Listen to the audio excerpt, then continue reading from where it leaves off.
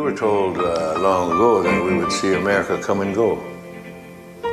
I often wondered what generation that would be. What would be the signs that we would see America in its failing times? And I think we're in that. And I think that kind of exploitation is more recognizable and identifiable. The cultures are getting So what the plan is to set this grizzly box blind up top.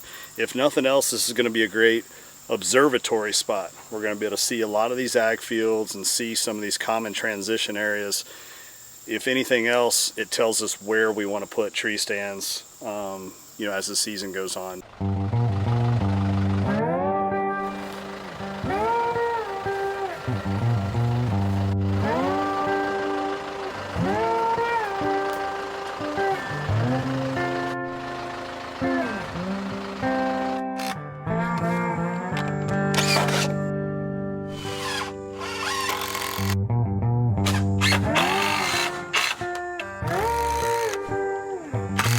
Okay, so we're inside the grizzly blind.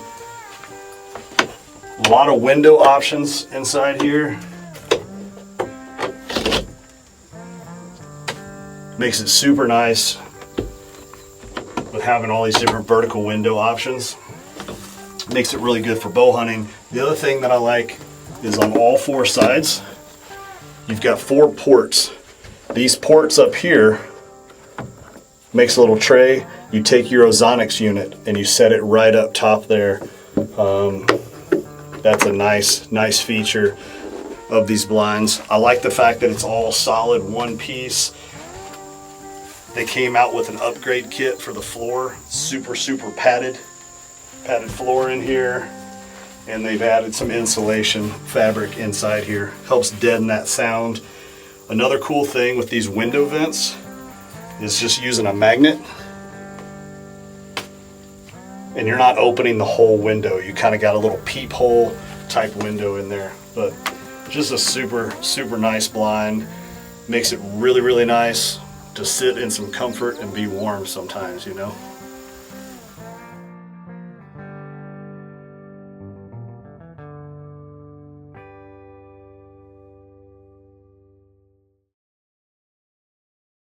January 3rd, back in the blind.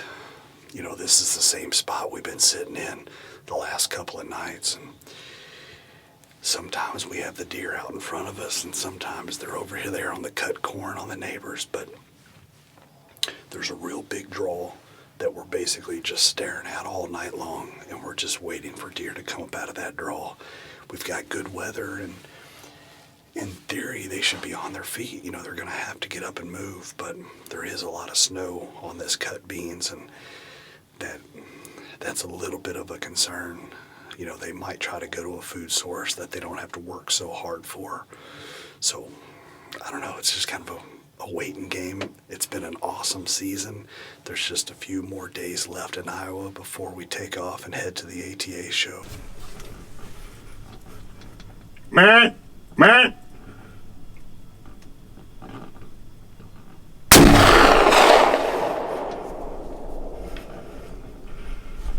First time anybody with a hunting show is ever going to admit that they messed up.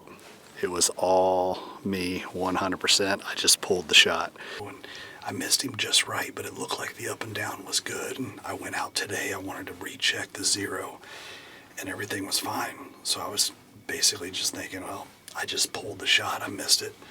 And as soon as we sat down in the blind, I got my stick set up and was just looking at some different shot placements and getting into position.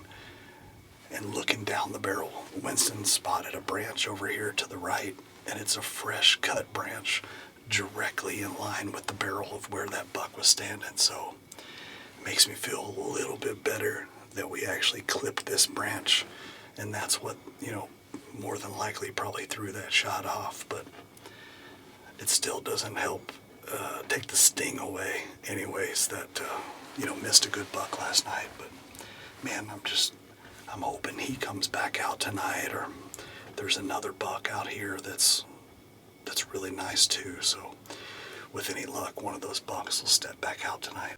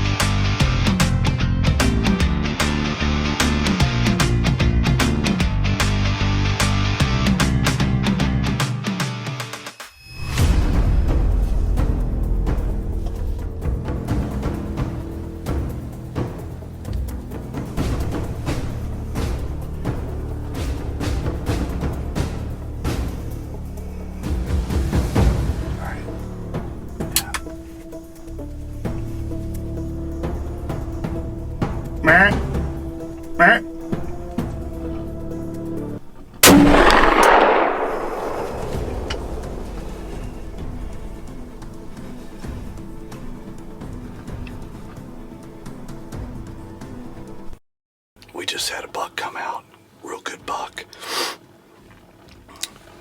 Came out here across this bean field. He was kind of quartering to us. He stopped right around probably 90 yards or so. So I was able to put the crosshair right in the dead center. This gun is actually zeroed in right at 100. He reacted like it was a good hit, like he got hit solid. So he took off running straight kind of back to where he came from into the timber. So we got a little bit of daylight, but it's going to get dark here pretty soon. The only problem with this is we've got a big, deep draw right here. And if he went down, my guess is he's going, probably going to go all the way to the bottom of it. But watch this on video. Like I said, the shot felt really, really good on here. And the deer definitely reacted like he had taken something hard. So with any luck, that might be it. That might be the end of the season right there. We just got over here to the point of impact. We've got a ton of blood on the ground right now. This is where he turned and went towards the timber right here. So we're just gonna kind of walk this just kind of slow and quiet, get down here to this field edge.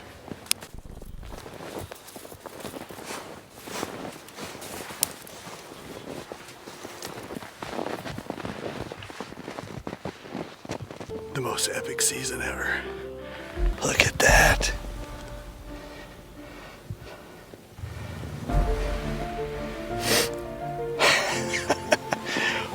What a season, dude.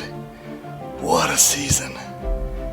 Thank you for coming out here and filming the last several nights. This has already been the most amazing season.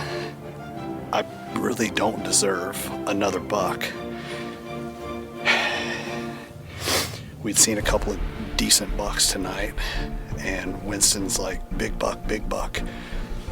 I couldn't see him where he was at until he crossed the window, and then confirmed that it was a shooter buck. And he came out, and he started to walk, and then I stopped him probably right in that 100-yard mark and just put the reticle right in the chest and squeezed it off. Typically, in muzzleloader shots, sometimes you won't see a lot of blood right at impact, and we had blood right away, and the blood just kept continuing and got thicker. So felt pretty confident that it was going to be a successful recovery. And Winston spotted him before I did. I was kind of looking at the blood, and Winston was looking ahead of the trail and spotted him where he crashed right here. So it's been an awesome season, and I can't thank everybody enough that's helped me out. And hopefully you like watching the episodes, and I'll keep making them.